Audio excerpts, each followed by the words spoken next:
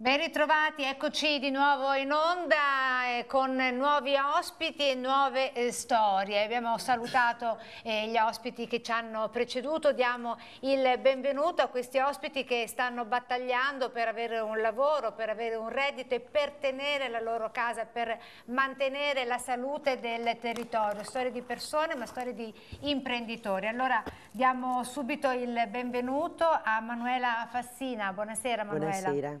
Quindi a Orlando Bollettin, buonasera, Buonasera. del comitato No alla terza corsia.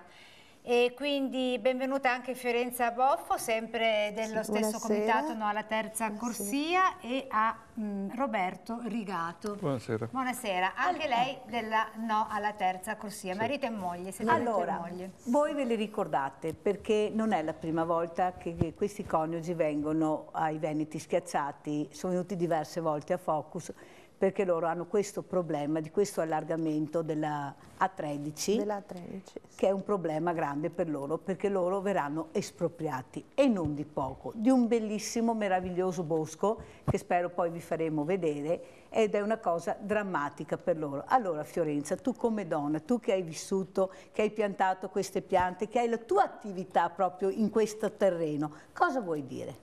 Abbiamo la nostra attività, ci sentiamo depauperati di tutto, anche a livello psicologico, perché è stata una cosa, oserei dire, un po' ignobile, in quanto non c'è nessuna necessità di questa terza corsia. La terza corsia viene programmata in funzione di due grossi centri commerciali, uno che vogliono far sorgere di fronte al Castello del Cataio, e con tutti gli aspetti annessi e connessi mi sembra che sia un veto anche da sovrintendenza. Esatto, però. Adesso c'è il veto della sovrintendenza, per fortuna, e poi nel silenzio totale è partito un altro centro commerciale, un polo logistico a Monselice, e quello purtroppo ha già devastato il territorio.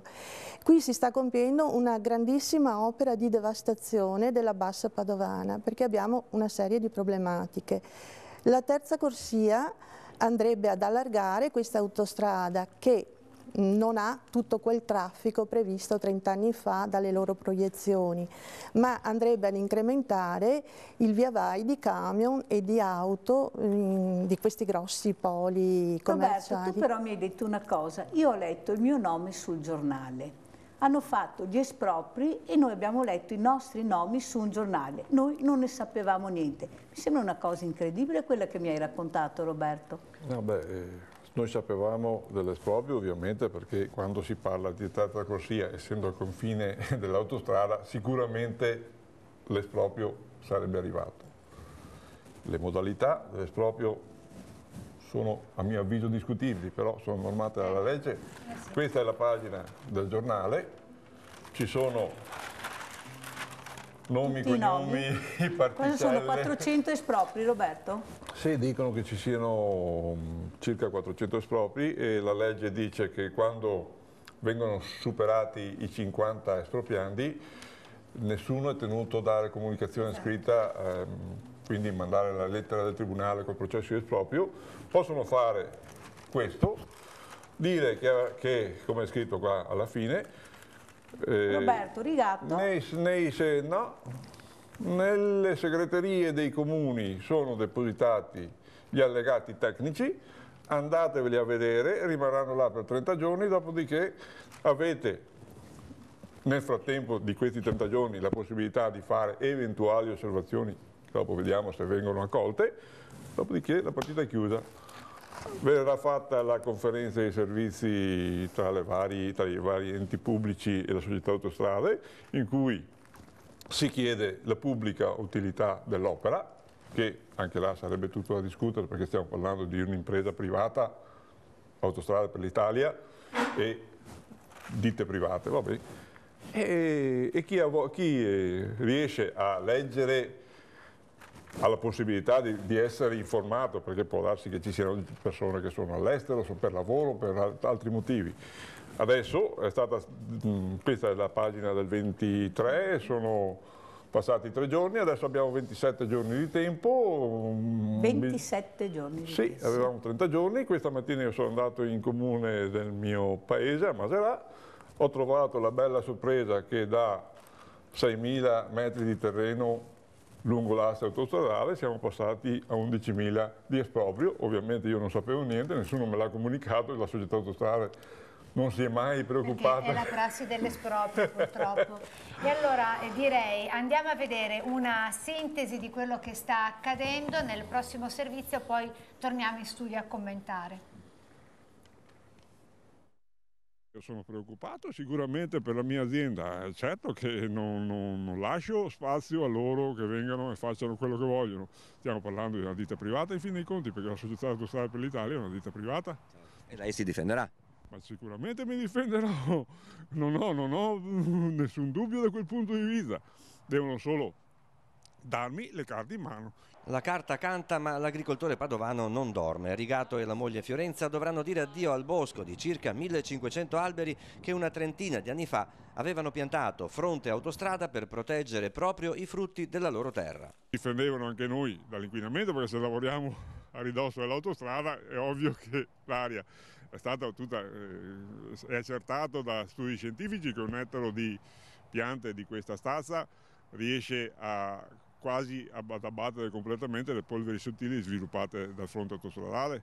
L'esproprio per la terza corsia, non ancora ufficiale né comunicato a Irigato, prevede la cessione di 6.000 metri quadri di loro proprietà alla società autostrade, cioè addio al bosco di olmi e altre essenze che oltre a riparare il radicchio produce ossigeno. Il traffico è diminuito, quindi il traffico che loro prevedono in aumento è in funzione solo di questi due grossi che non portano assolutamente lavoro alle persone qui della zona. Anzi, anche alle aziende agricole come la vostra, per esempio. Le aziende agricole che verranno penalizzate e naturalmente non si parla mai della distruzione del terreno agricolo in particolare, e poi tutto il problema idrogeologico. Questo è il servizio della nostra redazione padovana curato da Guido Barbato. Allora Orlando Bollettini, lei che è presidente del comitato No alla terza corsia, ci sa dire quante sono le aziende agricole e non soltanto coinvolte in questo tracciato e qual è l'impatto in tal senso nel territorio? Ci sono circa 150 aziende agricole, comunque i soggetti interessati all'esproprio sono, come citava prima Roberto, sono circa 400. Si tratta di persone, di situazioni, di abitazioni che già vivono un disagio a ridosso dell'asse autostradale da 50 anni, da quando l'infrastruttura è stata costruita. Cosa è successo in questi 50 anni? Non è mai stata messa in sicurezza. Nel senso che non è stata messa in sicurezza all'interno dell'autostrada stessa, perché non è nemmeno regolare, per esempio, la corsia di emergenza o il New Jersey che c'è in mezzo. Non sono stati messi in sicurezza gli abitanti che vivono a ridosso dell'autostrada, perché non c'è traccia di barriere fonoassorbenti, non c'è traccia di misure di abbattimento delle polveri inquinanti. Quindi lei ci sta dicendo che è in pericolo non soltanto il territorio con le aziende, le persone, voi, anche la vostra salute delle persone. È in pericolo la salute delle persone. E faccio notare che c'era un obbligo, c'era un decreto ministeriale del 2000 che prevedeva che dal punto di vista del rumore gli sforamenti dovevano essere contenuti attraverso delle barriere fonoassorbenti e questi dovevano essere installate entro il 2016. È successo che nel dicembre del 2016, anziché avere l'installazione e la messa in sicurezza del territorio, ci è stato presentato questo progetto di allargamento. Sono venuti 7 ingegneri di società autostrade a dirci che questa era un'opera buona e giusta, che era di pubblica utilità e che non provocava dei grossi danni all'ambiente e alla salute dei cittadini, senza tener conto che Autostrade per l'Italia doveva mettere in sicurezza il territorio. Non l'ha fatto. I sindaci della zona, che avevano avvisato i cittadini che sarebbero stati messi in sicurezza attraverso dei messaggi, attraverso delle comunicazioni, proprio nel mese di dicembre avevano detto ai cittadini: state tranquilli che adesso provvederemo, Società Autostrade provvederà a metterli in sicurezza. La messa in sicurezza è stato questo bel regalo dell'allargamento, per cui un avvicinamento ulteriore alle abitazioni, un peggioramento della situazione degli agricoltori, e questo, capito, è stato quanto è successo nel mese di febbraio dell'anno scorso. La reazione dei cittadini è stata quella di cercare di organizzarsi e di fare pressione sulle amministrazioni comunali affinché si facessero carico di tutelare la salute pubblica. E si sono costituiti anche in associazione. Il Comitato No Terza Corsia contro la 13 Padova Monselice è un'associazione regolarmente costituita. Gemellati con un'altra associazione. Ci siamo gemellati anche con situazioni simili alla nostra recentemente. Quale? Con quelli della Pedemontana Veneta, che il cui caso è stato discusso penso anche spesso anche nei nostri telegiornali, sì. Nei vostri telegiornali, perché pensiamo che il territorio c'è un effetto cumulativo di tutte queste opere. Perché dicono queste opere messe insieme appesantiscono in maniera troppo devastante quella che è la situazione critica che già il territorio sta vivendo. Un breve esempio di quello che è la situazione critica nel nostro territorio. Nel nostro territorio già adesso abbiamo dei problemi, oltre idrogeologici, come citava prima la Fiorenza, abbiamo dei problemi che nel nostro territorio esiste una fabbrica dei veleni, sono stipati dentro l'ex Magrini Galileo, sono stipati 54.000 tonnellate di rifiuti tossici ormai da quasi una ventina di anni, e nonostante tutte le iniziative che i cittadini hanno fatto eccetera per chiedere la bonifica sono ancora lì. Sono rimasti lì e sono su una zona estremamente pericolosa, perché sono a ridosso del Vincenzone, che tra l'altro è tracimato e ha inondato recentemente un paio di volte anche i territori circostanti, col pericolo che l'esondazione trasporti anche le sostanze inquinanti e le spalmi su tutto il territorio. Ecco, che viene coltivato. Che viene coltivato. Allora capiamo che in una situazione di questo genere, poi ci sono gli elettrodotti, ci sono le antenne. Scusa un attimo, Presidente, parliamo di espropri che abbiamo iniziato con gli Allora, tu mi espropri e mi dici va bene, io ti do tot e tu mi dai il terreno. Però quando mi paghi, perché noi quando vendiamo qualcosa, una casa, un terreno, andiamo davanti al notaio, si firma, si ricevono i soldi e il terreno o la casa diventa di quello che compra. In questo caso, come vengono pagati gli espropri e quando vengono pagati gli espropri? Questo è tutto, questa è una bella domanda, perché questo è tutto da definire. A tutt'oggi ci sono varie ipotesi, però sono solo delle ipotesi che sono fatte dalle associazioni di categoria, come le associazioni dei coltivatori, accordi o non accordi o intese che sono più verbali che reali, anche per gli espropri delle abitazioni che verranno espropriate, perché quelle a ridosso del luogo dove verrà fatto l'allargamento si troveranno in una situazione dove non può essere più compatibili e dovranno essere spostate. Però come e quando la quantificazione dei rimborsi verrà stabilita, questa è tutta una partita che è ancora tutta da stabilire. Cioè, io vedo che sono stato espropriato, però non so. Non lo so. Devo aprire una trattativa privata, una trattativa privata con Autostrade per l'Italia, perché è questo che sarà potrebbe avvenire anche dopo l'esproprio. Potrebbe avvenire esattamente questo. Oggi c'è questo avviso che è stato pubblicato sui giornali, a questo avviso seguirà poi, nel momento in cui la conferenza dei servizi, nel momento in cui tutto andrà a buon fine per Autostrade per l'Italia, arriveranno poi gli espropri veri e propri, arriveranno le raccomandate, e a quel punto lì inizierà un contenzioso tra i cittadini espropriati e Autostrade per l'Italia. Quindi ci sta dicendo che vi mobiliterete? Noi, proprio in vista di questi passaggi che ci saranno, stiamo cercando di mettere insieme gli espropriati, o quelli che dovranno essere espropriati, stiamo cercando di costruire anche una relazione comune per dare una risposta insieme. Abbiamo chiesto che si uniscano anche i sindaci ecco, a proposito, nella difesa di questi interessi dei cittadini. Fiorenza, tu mi hai detto una cosa l'altra sera, noi abbiamo fatto una riunione e noi ci speravamo tanto che ci fossero i sindaci coinvolti. Quanti sindaci sono venuti alla riunione? Nessuno dei 5 sindaci interessati Avete sentito? Nessuno, ma neanche un delegato, neanche un sostituto, nessuno. E tu come ti sei sentita quando in quel momento hai visto che non si presentava nessun amministratore? Ci siamo sentiti abbandonati, soli, disperati, perché un gigante che ti viene addosso e nessuno che ti dice una parola, che ti dà un po' di conforto, che tutela chi dovrebbe tutelare la tua salute, la salute di noi cittadini, di tutti, non solo di noi che abitiamo a ridosso dell'autostrada, ma quella sera lì c'era la dottoressa Legis, che è un tecnico ambientale, e ha spiegato molto bene le ricadute poi di tutto questo traffico che andrà ad incrementarsi.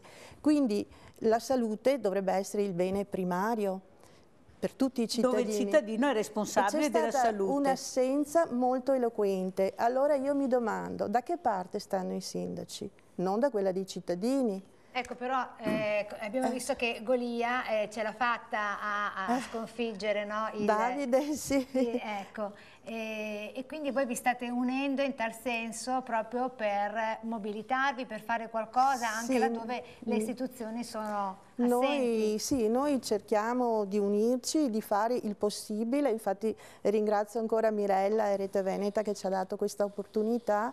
E io prego anche tutti gli altri comitati, perché c'è il comitato appunto contro il centro commerciale, ce ne sono altri. Ascolta, di unirsi Roberto, e fare la forza. rispondi, oltre che essere schiacciati dalla burocrazia, non ti senti un po' schiacciato da questi colossi che non rispettano più niente e nessuno, non ci sono più valori, non ci sono più famiglie, ci sono solo dei numeri di case, dei terreni e basta. Quando voi partecipate a questi colloqui con queste autostrade, come vi sentite? Come vi accolgono? C'è rispetto? Perché vorrei anche capirlo, perché è una cosa che io vedo. Mirella, quando vado in giro, quando io vado in giro, io trovo che manca sempre di più rispetto per la persona, addirittura non ti guardano neanche negli occhi, guardano non so dove, diciamo questo, dove devo guardare, se devo guardarmi il mio, se devo guardare qualcosa altro. Dimmi Roberto, cosa provi? Posso dirti sinceramente che non abbiamo questo problema, in quanto Autostrade per l'Italia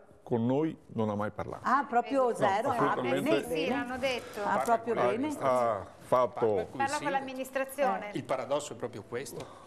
Che parlano qui i sindaci che non vengono alle riunioni. I sindaci non vengono alle riunioni a spiegare ai cittadini cosa sta succedendo e qual è la posizione di Autostrade per l'Italia e che intenzioni ha. Allora lei, scusi Presidente, lei in quel momento allora dice: io non sono interpellato da Autostrade, però il sindaco e i sindaci che mi devono spiegare non vengono. Allora in quel momento lei cosa si sentirebbe di fare?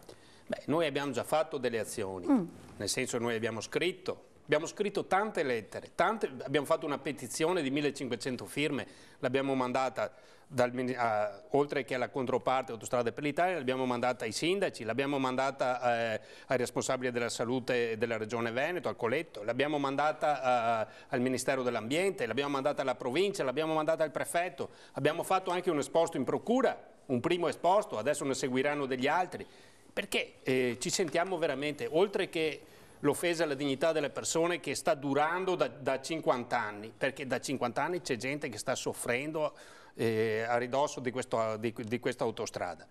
E la beffa di non essere stati messi in sicurezza neanche quando, dopo sta legge qui del 2000, ha dato uno spazio di tempo per la messa a norma. Ci rendiamo conto, il 31 dicembre 2016 dal 2000, 15 anni, 16 anni per mettere su delle barriere fonoassorbenti e nonostante ci sia stato questo tempo così dilatato, non è successo assolutamente nulla. Vabbè, I sindaci sono inadempienti, le amministrazioni sono inadempienti perché non hanno risposto. Ma noi continueremo a battagliare. Una latitanza che echeggia in questo silenzio assordante, direi. Chi invece si fa sentire e continua a far sentire la propria voce e vuole avere delle risposte al pari vostro è sempre la nostra maratoneta, Vincenza Sicari. Com'è che trascorri le tue giornate, Vincenza? Così, al telefono, con l'infermiere che comunque già conoscevo, i miei confronti si comportano bene, con gli amici. Questa è la mia... Al telefono, a trovare una soluzione con gli avvocati che stanno non ti dico 24 ore su 24, ma poco ci manca. Tu hai detto voglio vivere, lasciatemi vivere, aiutatemi a vivere. Sì, io voglio il mio diritto, no? Io penso di aver diritto di fare tutti gli esami finché respiro, no? Sentirsi dire da un medico che dovrebbe essere pagato per fare di tutto e di più per salvare i malati, che io non devo fare più esami, penso che sia di una gravità abbastanza grande. E qual è la motivazione che ti ha addotto il medico per la quale tu non devi fare più esami? Non lo so, non so quale scienza usa lui. Io penso che lui debba continuare a mantenere la linea che ha tenuto nel 2016. Cerco di trovare una soluzione per tornare con i miei amici, con la gente che mi vuole bene. Tu sei qui da sola, la tua famiglia è lontana. Che cosa significa stare soli in un letto d'ospedale giorno dopo giorno, mese dopo mese, anno dopo anno? Ormai sono 4 anni che sto in ospedale. Di certo non è bello. Poi vivo a Roma, i miei amici stanno quasi tutti a Roma, cercano di starmi vicino, però non è semplice. Che io sto male, continuo a peggiorare e poi trovo ingiusto tutto questo, no? Tu stai in ospedale e non puoi chiedere aiuto perché ti ignorano, è normale che poi anche psicologicamente stai male, ho quegli attimi però poi dopo chiudo gli occhi, tiro il respiro e vado avanti. Cosa vuoi dire alla gente che ti sta guardando, ai medici che ti devono curare? Ma io spero di trovare un medico delle istituzioni con un po' di coscienza che facciano il loro lavoro come è giusto che sia. Poi chi sbaglia paga, mi hanno sempre insegnato così, sono le regole della vita. Dove trovi tutta questa forza per continuare a lottare?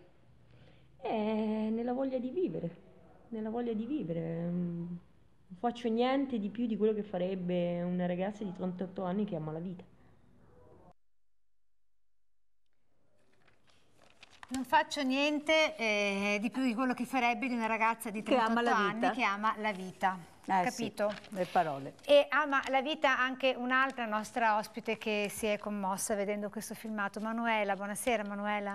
Ben arrivata Manuela. Buonasera a voi. Che succede? Perché piange? Perché sono cose che mi fanno star male. Vedi, l'anziano vive queste situazioni, è vero come le stai vivendo. Tu prima hai detto una cosa, io ho freddo dentro, che noi ti abbiamo detto perché sei così vestita e tu hai risposto io ho tanto freddo dentro. Sì. E cos'è questo freddo? Spiegalo un pochino. Che non c'è più rispetto verso una persona, verso le persone. No, non c'è più rispetto di niente. No, manca questo che è fondamentale. Ma oltre al rispetto, tu che mi hai chiamato, che mi hai detto voglio venire in trasmissione, voglio raccontare la mia storia, cerca di spiegare un po' questa tua storia drammatica. La mia storia drammatica, che io vivo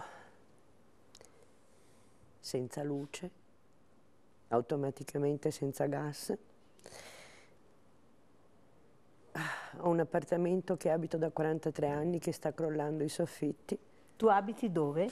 Io abito in via Longhena, numero 27, a Marghera, Venezia. Beh, tu sai che io il tuo caso stasera lo sta guardando l'assessore al sociale, perché io ho sollecitato che l'assessore Venturini venga a vedere oppure faccia un colloquio, perché ti ho visto molto provata. Ma come donna, cosa vuoi dire? Come donna anche anziana? Ma come donna anziana, guarda... Ma anziana relativamente... Va bene, ho 65 fra 2 mesi comunque, ai primi di maggio. Guarda, io ho sempre dato quella casa, l'ho pagata, strapagata. Poi un certo momento, dopo 30 anni, che ti vengono distrutti i tuoi sacrifici della tua vita e li butti via perché sono inzuppati d'acqua, perché si rompono con le infiltrazioni d'acqua e non vengono a vedere. Ma cosa chiedi tu? Cosa chiedo? Sì. Chiedo di avere una casa anche piccolissima, idonea, perché io le ho detto tante volte di lasciare la casa grande, ma non mi hanno mai dato retta, niente. Cioè proprio una nullità, una persona che arriva, nulla, così, sai. Quando compie gli anni? Quando è il suo compleanno? Al 3 maggio. Vorrebbe questo come regalo? Anche sì. un reddito? E anche un reddito. Perché lei è senza reddito, a reddito zero? Zero, sì, sì. Io ho portato su una figlia davanti, cioè da sola l'ho tirata grande, poi è andata per il suo destino e io sono sola praticamente. Ascolta, ma tu sai, e io sono sicura che tu non sei andata a vedere, tu sei andata a qualche CAF a vedere il tuo reddito? Sì, sì, l'ho fatto anche. Sì, ho capito, ma tu hai spiegato che non hai niente di reddito? Sì, sì, l'ho spiegato come E loro sto cosa ti spiegando. hanno detto? Niente, che devo aspettare, ancora l'anno scorso a dicembre sono andata alla CAF e mi hanno detto di inoltrare la pensione, quella sociale naturalmente, a parte quella che ho lavorato io, nel 2018, a ottobre. Dunque i soldi li avrò nel... Cosa percepisci tu di pensione? Niente, zero. Tu non hai nessun reddito? Niente. Allora guarda, oggi è lunedì, io domani chiamo perché tu devi avere un reddito. Grazie. Io non so che carte tu abbia portato, però io domani chiamo l'assessore, ti chiamo e andiamo a vedere, a verificare come mai tu non hai nessun reddito, va bene? Anche Almeno perché... questo posso farti... Esatto, e poi dopo 43 anni che ci vivo sono sempre senza titolo. Comunque guarda, domani... Perché mi spetta di diritto perché io un sono reddito andata di su inclusione. tanti CAF e nessuno mi No, voleva non può avere fare reddito di inclusione. perché Può averlo? No. Cosa? Al momento reddito di inclusione reddito di ancora inclusione no. non Non lo è può così avere. semplice averlo, non è Anna. così semplice comunque. No, Perché è ho un'altra notato, cosa. io dovevo presentare l'ISEE perché mi ha Sì. mandato a casa e sono assegnataria di quello dell'appartamento da una vita. Ho sempre pagato e adesso dal 2014, 13 che non pago più niente, ne affitto neanche il condominio, ma neanche il condominio proprio. Prima mi sono sempre ho dato tutto, adesso basta. Comunque guarda, io ti prometto che domani mattina chiamo e eventualmente ti richiamo e vediamo cosa fare, va bene? Va bene, cara. Okay. Ti Lei è ringrazio. anche senza lavoro? Sì, sono senza lavoro. Senza niente? Senza niente. E c'è chi non lavora, però si appoggia al reddito della figlia, però evidentemente non basta perché è subentrata anche una malattia e quindi si deve privare di un bene, di un piccolo bene molto caro dal punto di vista affettivo. È una mamma, una signora, una figlia che ci racconta la sua storia, che ci porta nuovamente nella provincia di Venezia e allora sentiamo che cosa ci ha raccontato. È successo che sono subentrate tante cose. Quando subentrano quelle cose che riguardano la salute, allora devi affrontare, curarti e certe cose bisogna disfarsene. È una parola grossa, è dura, però sono arrivata a questo. Il questo, per la signora Marina, significa doversi privare di un pezzetto dei suoi affetti, un pezzetto della sua storia familiare e personale, per esigenze di salute e di riflesso impellenti necessità di natura economica. Marina è la figlia di uno tra gli storici campioni del remo, il regatante Pietro Penso, per tutti Scucereto, che nella bacheca personale negli anni ha accumulato vittorie su vittorie. Oggi la figlia mette all'asta al miglior offerente un pezzetto della gondola del papà, reperto che ha quasi un secolo di storia. Eccolo. Il cimier, cos'è il cimier? È quella dopo che si mette nelle gondole per i matrimoni, dietro allo schienale, è un complemento che si fa alla gondola, quando la gondola è addobbata per gli sposi. Io ne sono onorata perché ho avuto una gondola favolosa. Quando si è sposata? Quando mi sono sposata ho fatto tutto il giro del Canal Grande, che lo rifarei, perché è meraviglioso. E questo qui oggetto ve lo faccio vedere naturalmente a tanti anni. Non dico un secolo, ma ci siamo vicini. Con gli occhi colmi di lacrime, sfogliando i ricordi in bianco e nero delle vittorie del papà, gondoliere allo stazio di Riva del Carbon, a Rialto di fronte a Cafarsetti, Marina spiega come si ritrovi costretta a rinunciare a questo oggetto. Un qualcosa che ti appartieni e te la devi togliere. E questa è la mia storia. piccola, semplice e umile. Non un semplice addobbo, molto di più.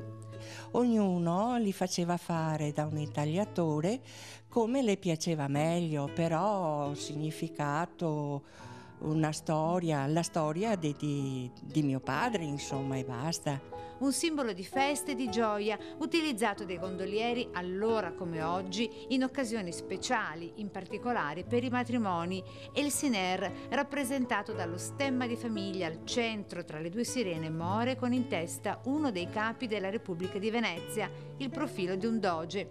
Il messaggio ad appassionati del settore, antiquari e agli stessi gondolieri. Ragazzi miei, veneziani, se che ne sia ancora de boni a Venezia, so qua, Marina Penso, figlia di Scucciaretto.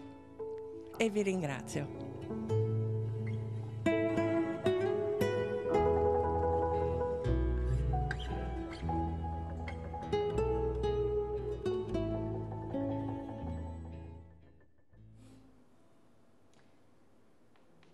Manuela, lei conosceva questo oggetto che sembra un ventaglio, alla forma di un ventaglio?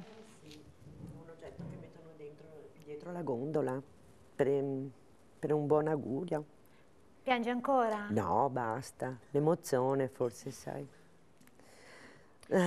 E a proposito, per chi fosse intenzionato a contattare la signora in questione, vi ricordo l'indirizzo dove contattarla, il nostro indirizzo email, che è sempre quello, venetischiacciati@reteveneta.it, oppure lasciateci un messaggio alla segreteria telefonica, il nostro numero 0422, lo vedete in sovraimpressione, 1627 651.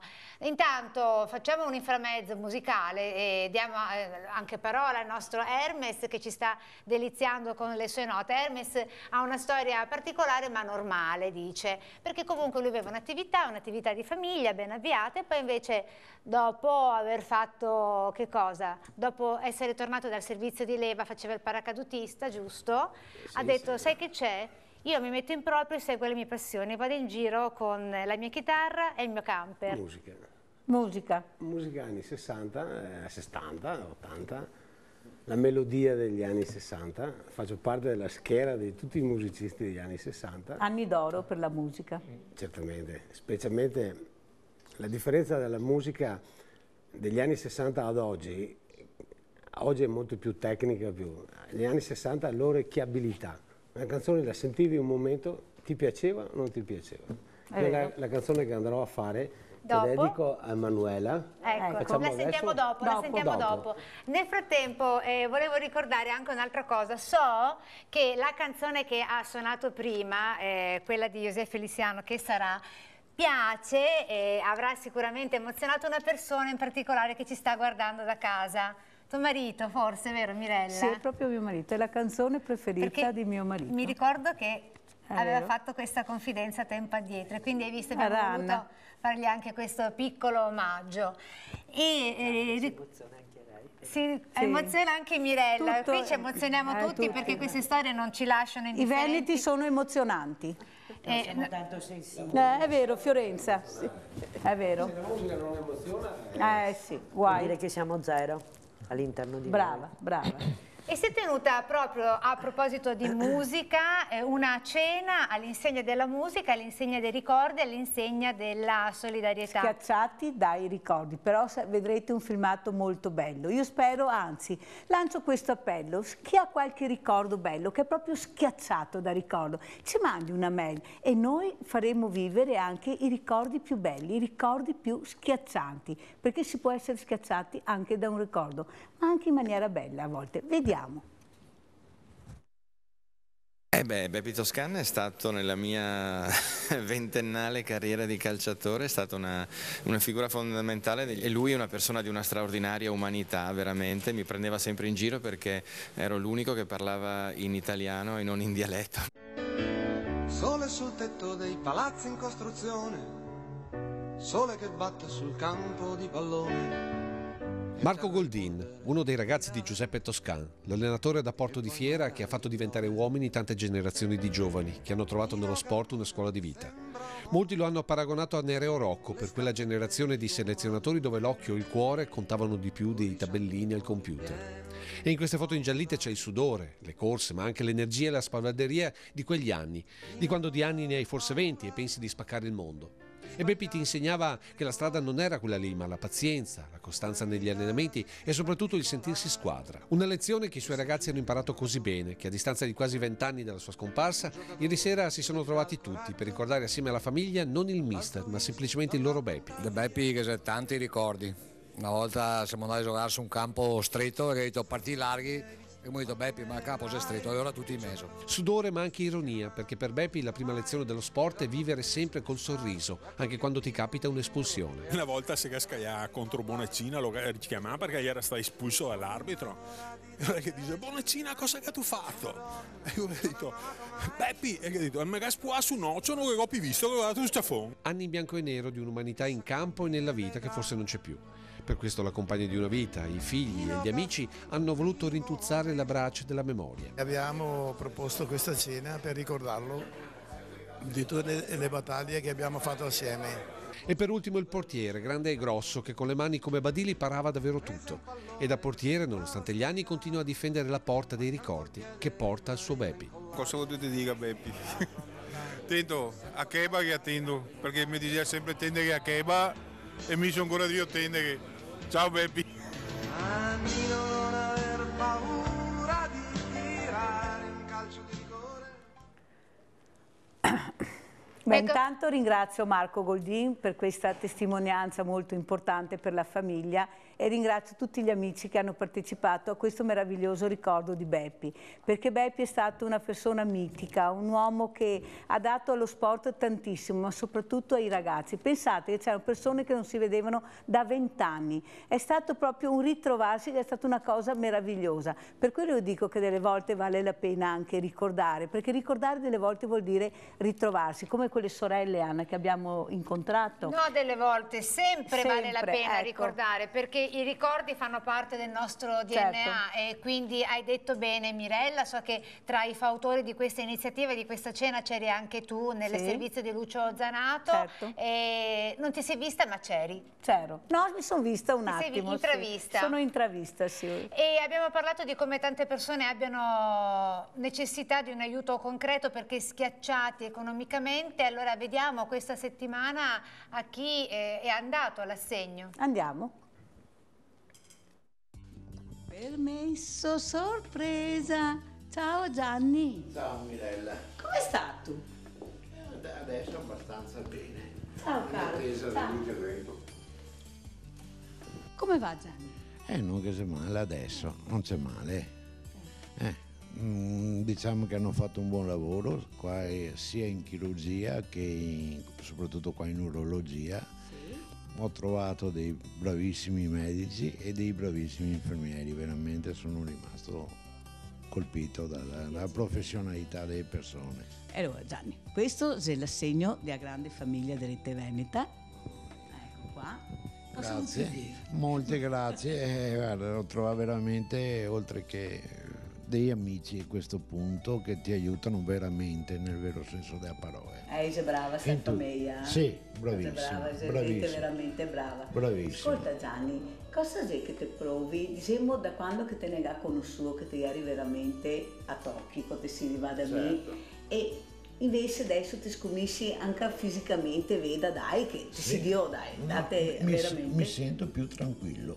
L'ho ragione ora. Certo, ecco, mi sento più tranquillo, mi sento le spalle protette, mentre prima ero lasciato a... come che giorno per giorno te vivevi e... senza sapere domani cosa che succedeva. Invece adesso te sa che qualcuno se ti mi risponde, magari in ritardo rispondo, no, ma rispondo. È vero Gianni, magari in ritardo, ma rispondo. Certo. E ora Gianni, noi altri ti facciamo tanti auguri, ti sa che noi abbiamo trovate, ti va sereno in sala operatoria, ti sa che noi altri gli siamo, non c'è nessun problema, questi soldi aiuteranno anche a tuo figlio in tanto in attesa dei tempi migliori. Certamente. E in bocca al lupo, va bene Gianni? Grazie Mirella, grazie, e a tutti quelli Dimmi crepi lupo. No. In bocca al lupo, no? In bocca al lupo vuol dire mandare fortuna, perché la lupa quando ha il luppetto in bocca lo sta proteggendo. Gatto capio. Quindi vuol dire fortuna e non quello però non che... si ha da dire, è solito detto in bocca al lupo, grazie, si dice. Ecco, abbiamo sentito una storia nuova stavolta. E ora grazie a te Gianni e se vedremo la prossima settimana veniamo a trovarti. Ciao e grazie. Ecco, e grazie anche alla grande famiglia di Veneti Schiacciati che mi permette di aiutare queste persone. Ciao!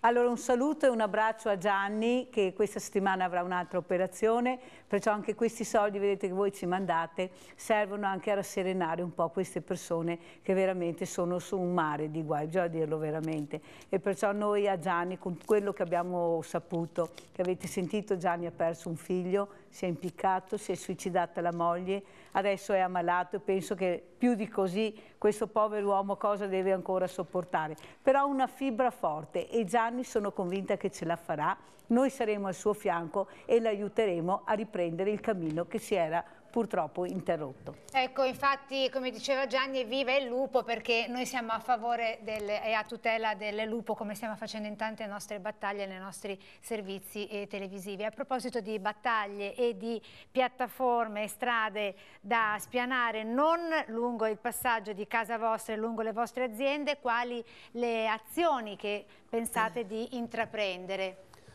Oltre alla mobilitazione che fanno parte della mobilitazione continuerà, anzi verrà rinforzata e verrà incrementata nei prossimi giorni. Ci saranno delle azioni legali che speriamo che raccolgano anche un consenso ampio tra i soggetti che sono interessati, dico non solo quelli che sono a ridosso dell'asse autostradale che verranno sfrattati, ma in genere anche tutti quelli che vivono nel territorio, perché l'aria comunque si propaga. Non ci sono barriere per l'inquinamento e se si aumenta l'inquinamento il carico pesante ricade su tutto il territorio, ma non solo sul nostro territorio, si va a sommare con tutti gli altri carichi che ci sono nella nostra regione. Per quello la battaglia la vogliamo fare anche assieme a tutti gli altri comitati, perché se ci uniamo possiamo dare uno stop anche al processo di devastazione che è in corso nel nostro Veneto. Ricordiamo di cosa stiamo parlando. Stiamo parlando dell'allargamento proposto da Autostrade per l'Italia della 13 nella tratta Padova Sud Monselice. Opera che consideriamo, ripeto, inutile e dannosa per i motivi che abbiamo. Quanti alberi si abbatteranno? Tanti Mirella. Tanti cosa vuol dire? Prima hai detto un numero, 200? Il nostro bosco. Sì. Un bosco, pensate. Tutto il nostro bosco. Tant'è che 2 o 3 domeniche fa siamo andati ad Altivole presso un'altra azienda agricola, che è quella dei fratelli Piccolotto, padre e figlio, tra l'altro anche il padre di una certa età ma molto forte. E abbiamo fatto questa marcia perché lì c'è la pedemontana, addirittura in trincea, e hanno devastato il loro bosco, che anche loro avevano il bosco, per cui ci siamo un po' gemellati perché abbiamo più o meno la stessa problematica. E io vorrei ricordare che come si difendono giustamente gli animali eccetera, dovremmo difendere anche gli alberi, perché sono gli alberi che ci danno l'ossigeno, che ci danno la vita, che ci proteggono, tanto più lungo un percorso stradale di quelle portate, insomma. E il nostro bosco è stato piantumato una trentina di anni fa, adesso per quanto ci faranno le valutazioni, ma chi ce lo ripaga un bosco così?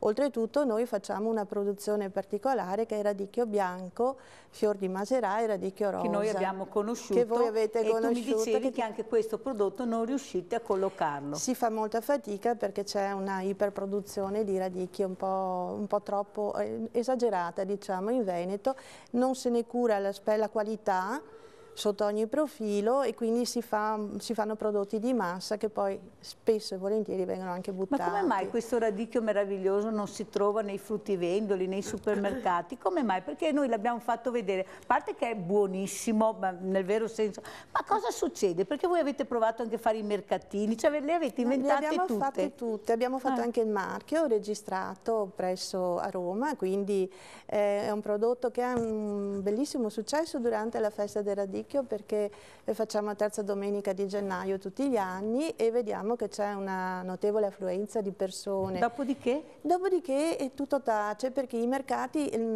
ortofrutticoli sono enormi, sono grandissimi, la merce arriva da ogni dove.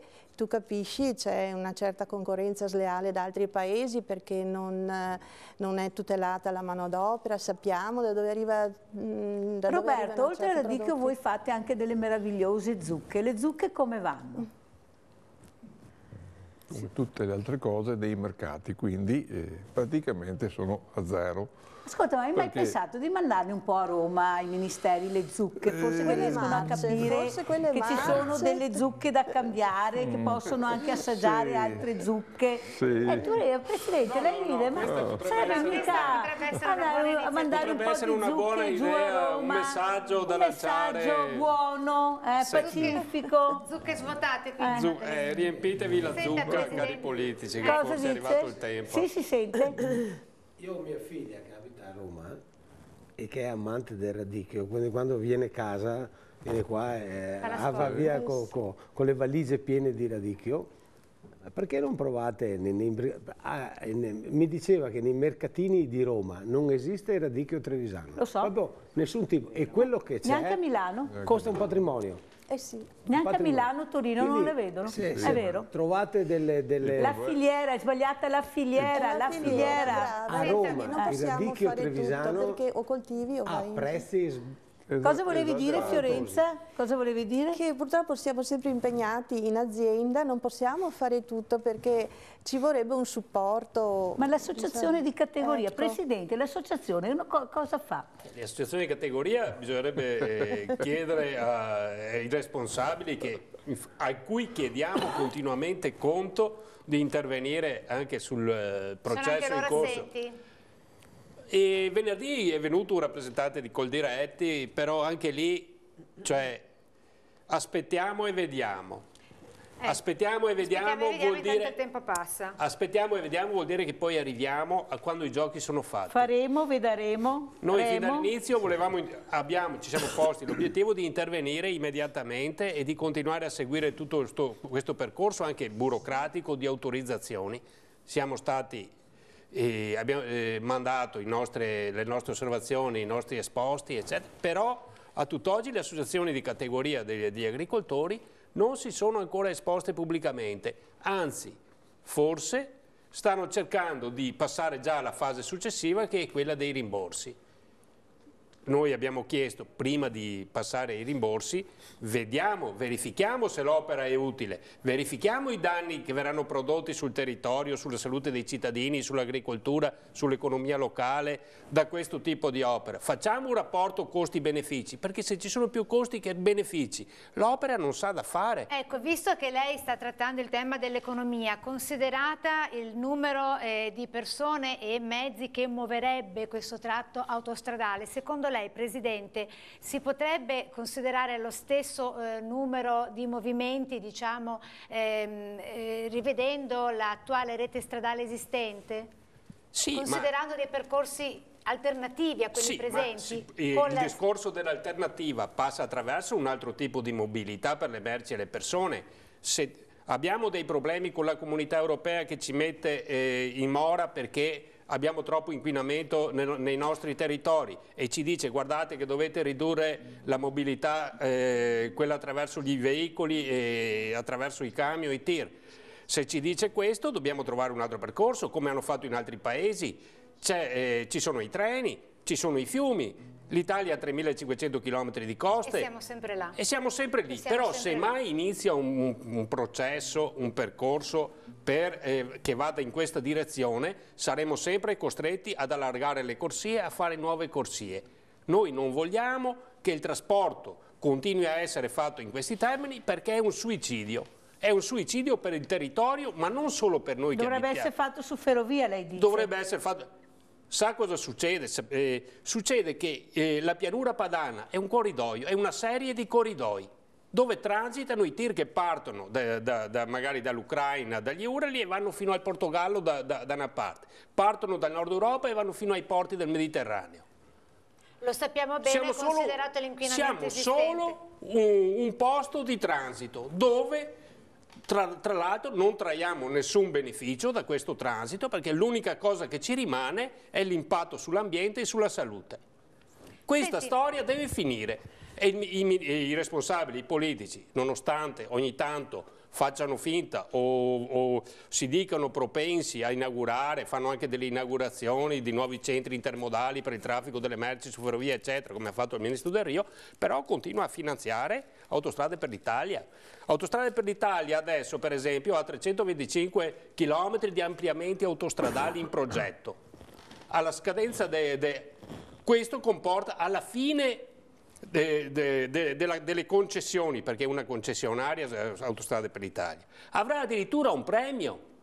Qualora l'ANAS si riprenda queste strade, avrà un premio di 4,7 miliardi. Si risponde sempre alla logica del profitto. Sì, questo è per dare un esempio che non c'è la volontà. Noi vogliamo che ci sia la volontà di cambiare il sistema di trasporti delle merci e delle persone. È l'unico modo per salvarsi. Le grandi opere. Le famose grandi opere, ma le grandi opere se si devono fare con intelligenza, con buon senso, con un po' di rispetto per le persone, per l'ambiente e per la salute. Sono d'accordo. Per fare le grandi opere si comincia anche dal basso, con le piccole opere, e tu in settimana, Mirella, settimana scorsa sei tornata in quel di Venezia. Vediamo com'è andato questo incontro? Dove sei andata? Sono andata in regione, Vediamo, Siamo arrivati a Venezia, siamo in regione, stiamo per entrare, vediamo cosa succede con questi due casi. Dopo vi racconteremo.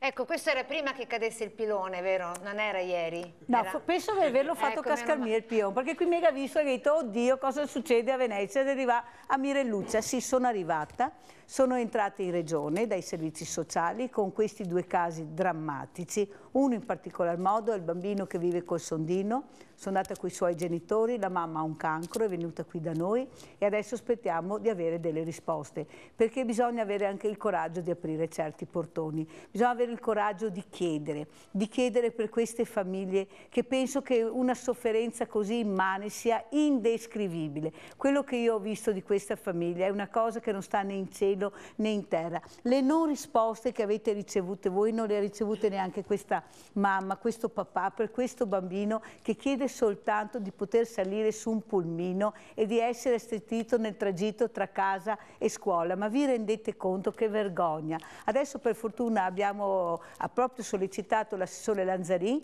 che ha capito la drammaticità di questo caso. Adesso stanno facendo delle valutazioni, ma tutto deve partire anche dal sindaco, che deve dare delle risposte. Sindaco, lei deve rispondere, sa? Sindaco di lei quale comune, Mirella? È obbligato, non lo posso dire ancora, Anna, stai buona, perché sennò te mi metti anche nei guai. No, vabbè, ma non lo posso dire, perché ci sono delle carte in corso che almeno adesso stiamo zitti, perché così ha chiesto la dirigente, stanno facendo delle valutazioni, però il sindaco, che lui ha visto e sa a chi mi rivolgo, e deve rispondere, perché noi sennò scriveremo al prefetto, perché assolutamente una risposta va data, lo prevede la legge, sindaco. Non basta che lei dica è colpa dell'ULSS o andate dall'ULSS. Noi vogliamo sapere dove dobbiamo andare, da chi dobbiamo andare, e lei lo deve mettere per iscritto, perché i suoi non scritti hanno fatto sì che io sia stata costretta a portare questa donna malata di cancro in regione ai servizi sociali,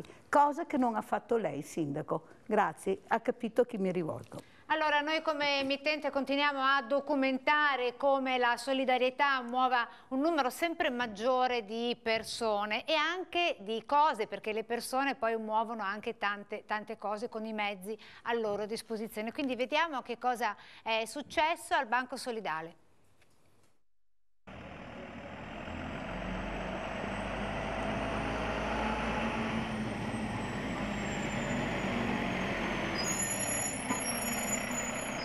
Allora, come vedete è arrivato il trasportatore da Verona, perché ogni terzo martedì del mese noi riceviamo il carico dal Banco Alimentare di Verona. Adesso, buongiorno, ben è arrivato. Come vedete questo è il carico che adesso naturalmente faremo scendere tutti questi prodotti e li trasporteremo all'interno del banco. Adesso chiamiamo i volontari.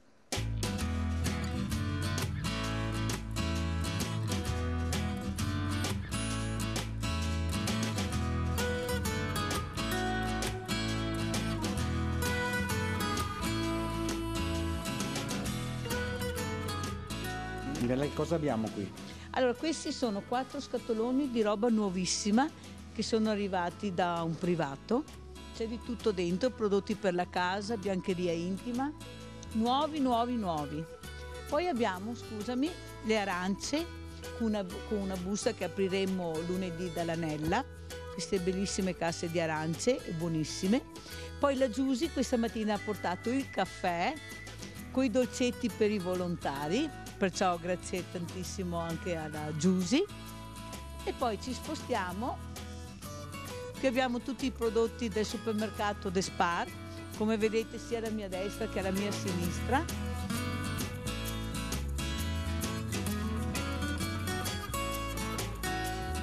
E un ringraziamento grande per queste meravigliose torte buonissime a forno d'asolo, in particolare alla signora Roberta che ci pensa e ci è molto vicina, perciò fa sempre piacere ricevere queste cose. Grazie anche questa settimana a tutti voi.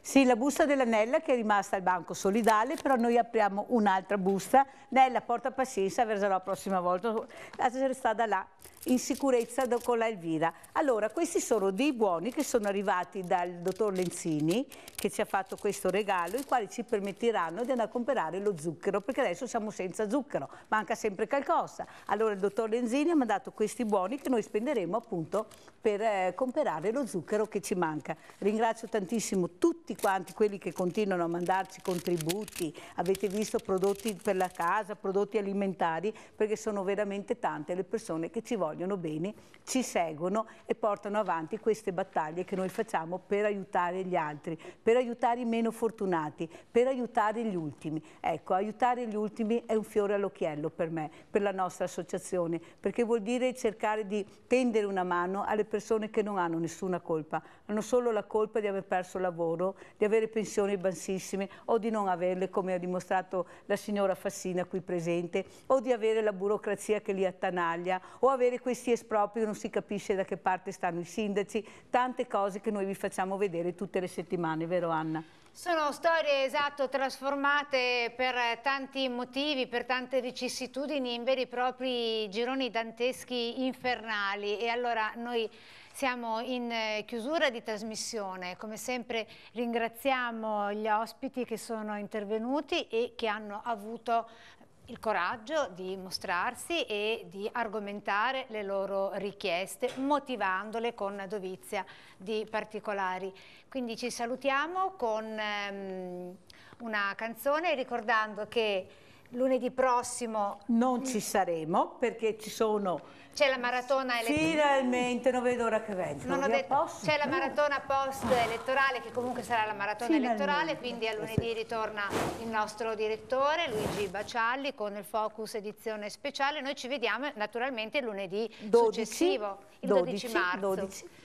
Con altre storie, altri filmati, altri documenti e anche inediti che manderemo in onda sempre qui. E soprattutto cosa diciamo? Aiutiamoci. Esatto, aiutiamoci e nel nome della solidarietà e tendiamoci una mano l'uno con l'altro. Allora adesso ringraziamo anche Hermes. Grazie veramente. Ci diceva che ha una canzone speciale da dedicare a vista l'ora a tutti quanti noi, ma in particolare a Manuela. Andiamo con la canzone. Che canzone è, Hermes? Buonanotte Fiorellina, una delle più dolci canzoni di De Gregori. Buonanotte, tra il telefono al cielo. Ti ringrazio per avermi stupito, per avermi giurato che è vero. Il Gran Turco nei campi è maturo ed ho tanto bisogno di te. La coperta è gelata, l'estate è finita. Buonanotte, buonanotte per te. Buonanotte, buonanotte fiorellino. Buonanotte tra le stelle e la strada. Per sognarti devo averti vicino.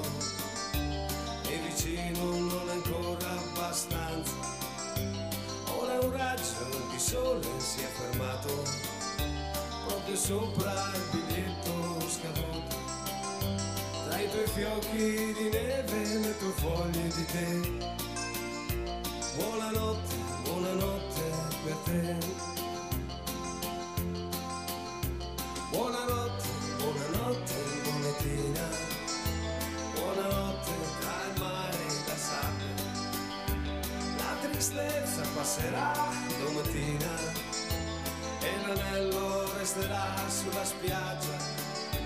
Gli uccellini nel vento non si fanno mai male, hanno ali più grandi di te. E dall'alba al tramonto sono soli nel sole. Buonanotte, buonanotte per te. Buonanotte, buonanotte monetina. Buonanotte tra il mare e la sabbia. La tristezza passerà domattina e l'anello resterà sulla spiaggia. Gli uccellini nel vento non si fanno mai male, hanno ali più grandi di te.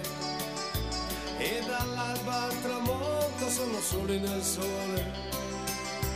Buonanotte, buonanotte per te.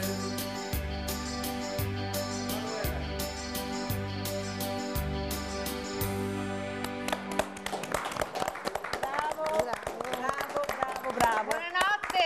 Ciao, alla prossima, al 12, mi raccomando, 12.